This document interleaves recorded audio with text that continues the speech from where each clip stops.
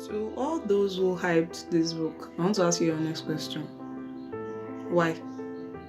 Okay, to be fair, it wasn't exactly a bad read, but then again, I mean, it was actually a very good read, but then again, anyways, let's start with the whole idea of the book.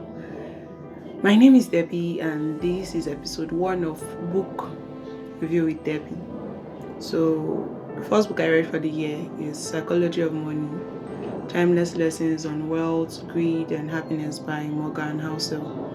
So it's a book that I've been seeing a lot of people hold around. I've seen people hold the book and talk about money when it comes to money, books you should read when it has to do with money. So I said, okay, fine. I got like a book reading map for the year from Pinterest.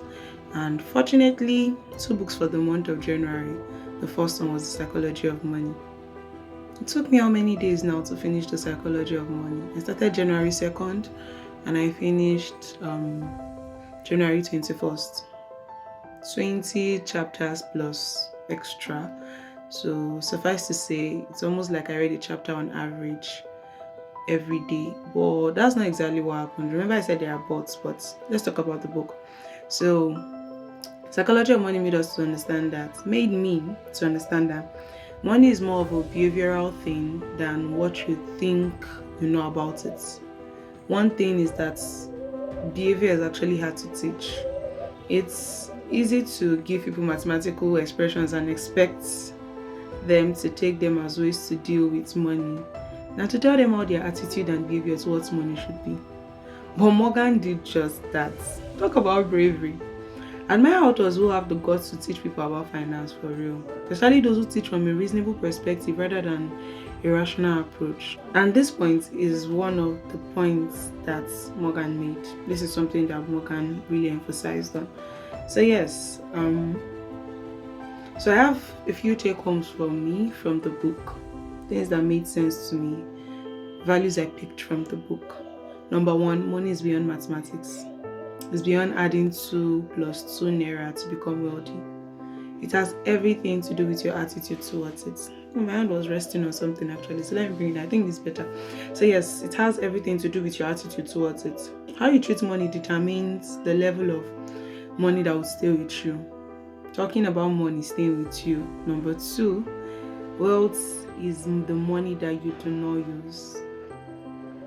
How wealthy you are is a function of how much you have in your pockets, the amount of money that you have not touched. Not the big house in Bahamas, not the flight ticket to Paris, but the $300,000 sitting pretty and untouched in your account.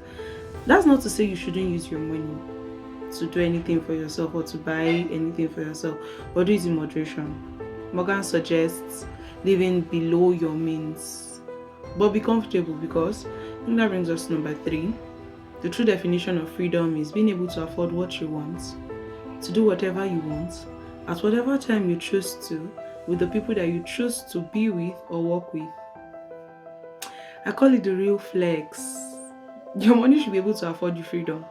So rather than financial security, why not choose financial independence, a life of freedom? And one of the ways to do this is by number four, saving for no reason at all.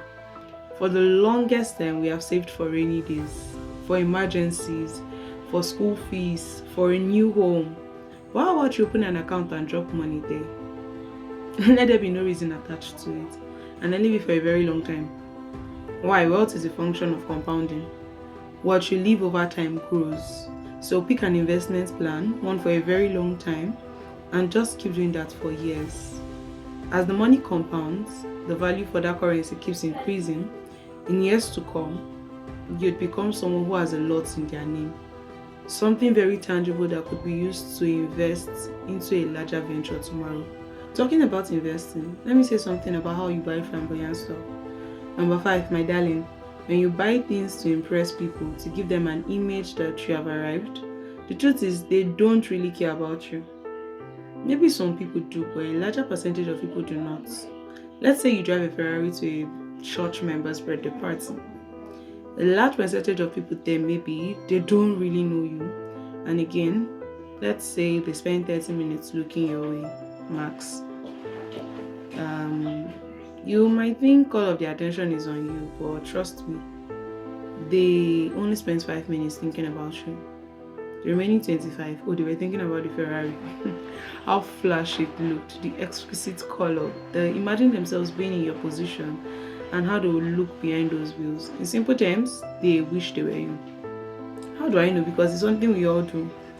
We wish to be other people even without knowing the first letter of their name, just because of their possessions. So before you buy that flashy stuff to show off, ask yourself if you really, really, really need it.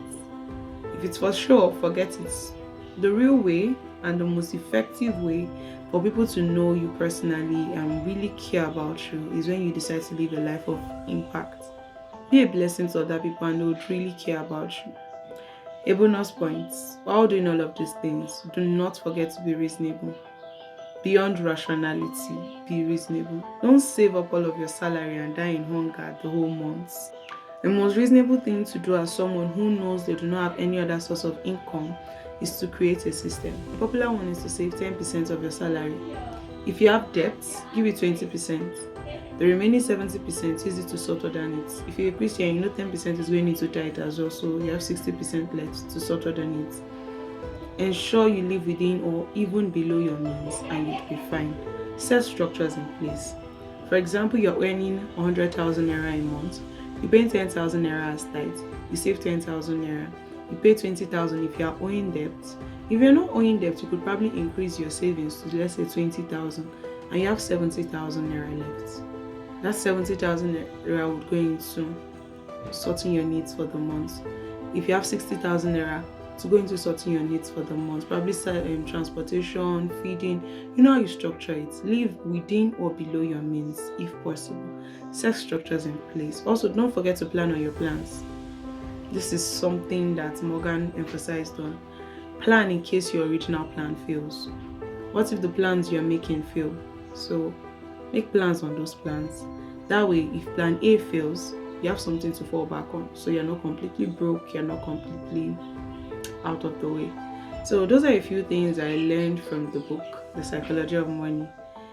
There are more, like how we enjoy bad news compared to good reports. We love pessimism compared to optimism. Leaving room for error. Wealth is money that you do not see, and how no one really knows all about money. The formula for wealth. No one is 100% precise about this topic. Also, history isn't everything. Those are things I learned from this book. I learned a lot actually. So, where are my thoughts? The book had its major examples from the stock markets, and understand why. That's what Morgan dealt with. That's who Morgan is. Most books that talk about money talk about stock, and it's a field I'm just starting to learn about. So that kind of restricted my flow at some point. And it's not like I said the book had errors. The bots are not from the book. The bots are from me now. But it's a great book actually. I would recommend to anyone who wants to learn about finance. It's a great read. And if you're good with the stock market, congratulations. You wouldn't find the hurdles I encountered on the way. Well, if you've read it, what would you rate the book? For me, I'd say an 8 out of 10 just because of my bots. Okay, so see you in the next book review.